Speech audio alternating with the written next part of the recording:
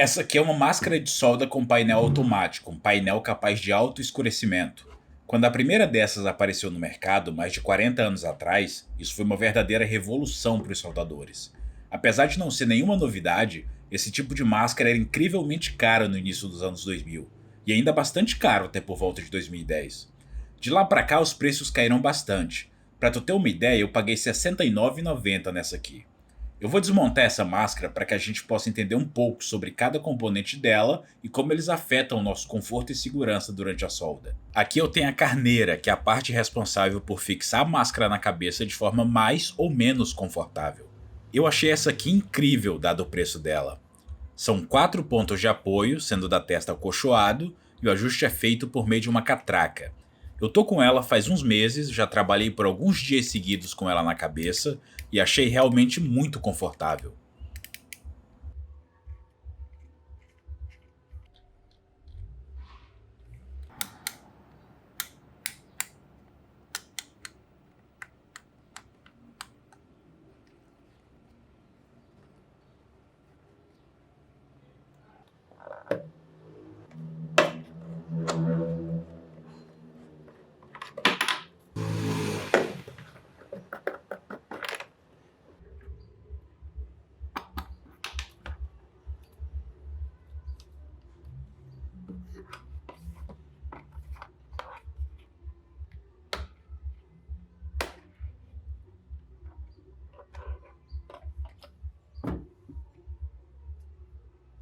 Essa aqui é a máscara de fato, a parte que protege nosso rosto e cabeça contra o calor, radiação e respingos. Eu acho bacana que no inglês eles costumam chamar esse tipo de máscara de helmet, capacete, o que faz sentido.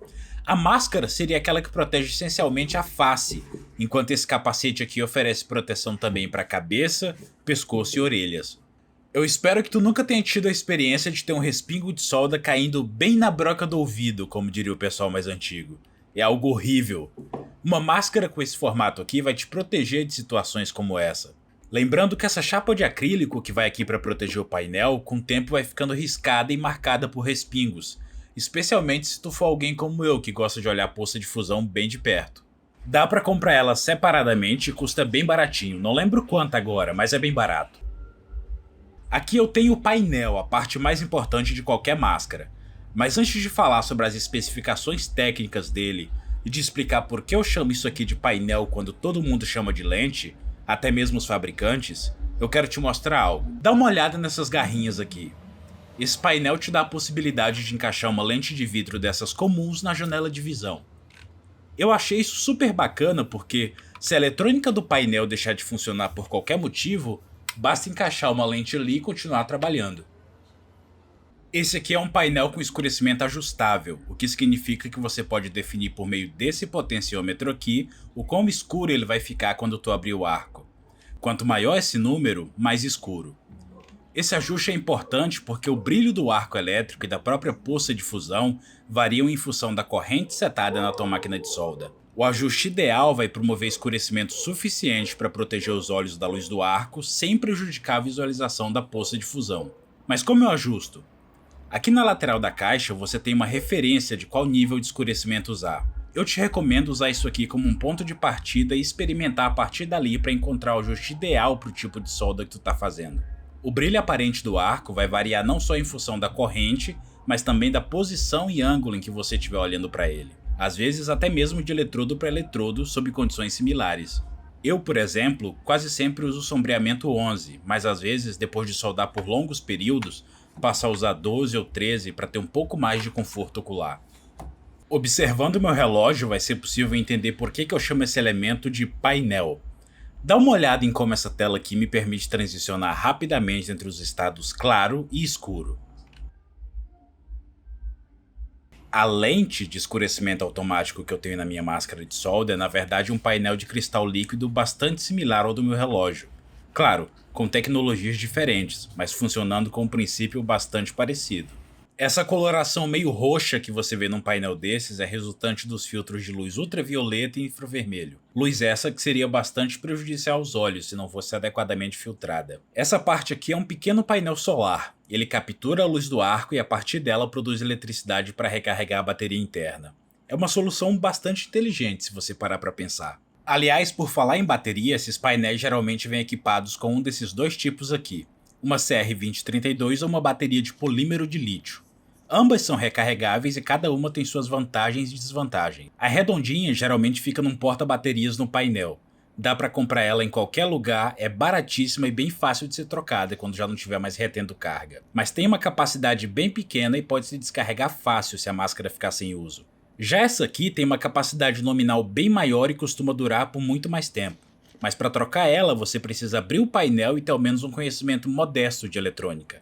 O painel que eu estou apresentando nesse vídeo vem com uma bateria desse tipo. Esses dois pontinhos de cor escura são receptores de infravermelho.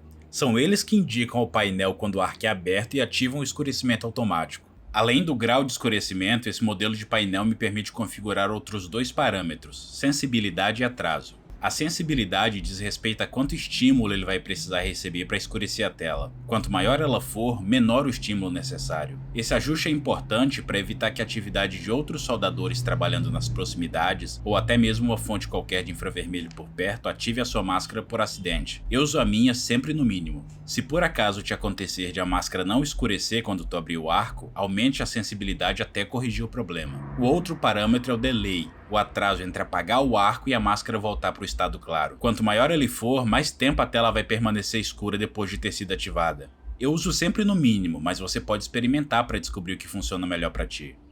O tamanho da janela de visão desse painel aqui é de aproximadamente 4 por 9 centímetros. É um tamanho mais ou menos padrão. Existem painéis com telas maiores, mas eles costumam custar bem mais caro. Aqui na caixa tem uma ilustração que mostra o painel com um botão de teste, mas isso está errado. O Li 500 tem esse botão, mas o painel que vem nessa máscara aqui não tem. Mas existe outra forma de testar se o escurecimento da tela está funcionando. Dá uma olhada nisso aqui. É o controle remoto do meu ar-condicionado, mas qualquer outro controle, como o da TV, também serviria. E não, infelizmente o termômetro não está errado. 37 graus é a temperatura de uma tarde agradável onde eu vivo. Eu já morei em 4 das 5 regiões do Brasil: Norte, Nordeste, Sul e Sudeste. Me apaixonei por Curitiba.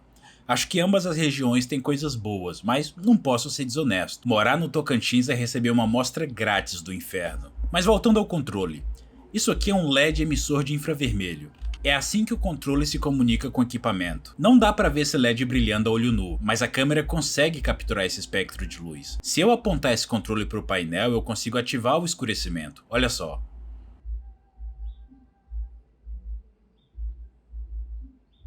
Outro aspecto em que vale a pena prestar atenção é o tempo de resposta do painel.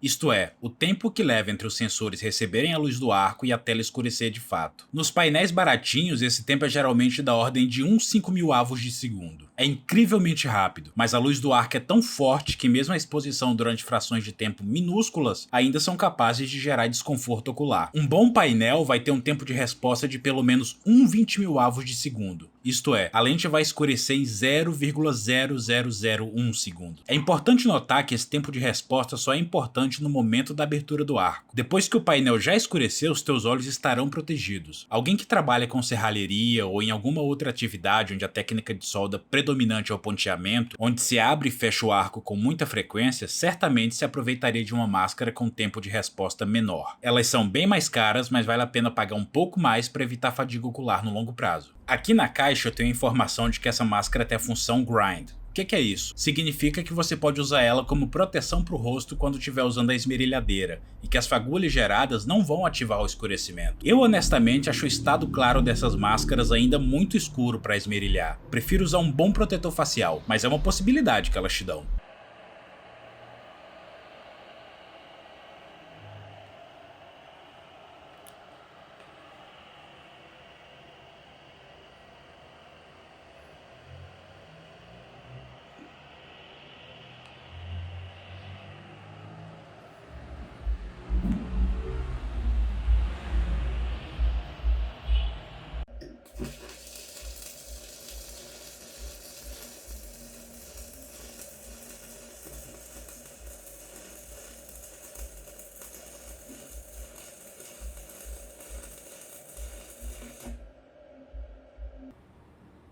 Em resumo, quando for comprar a tua máscara, dê preferência para uma que tem o formato de capacete, vai te proteger bem melhor. Escolha uma que tem uma carneira com vários pontos de apoio com ajuste por catraca. Prefira um painel com ajuste de escurecimento. Pesquisando bem, você encontra eles pelo mesmo preço ou até mais baratos que painéis de escurecimento fixo. E, se possível, compre um painel com baterias removíveis e que tenha o menor tempo de resposta possível.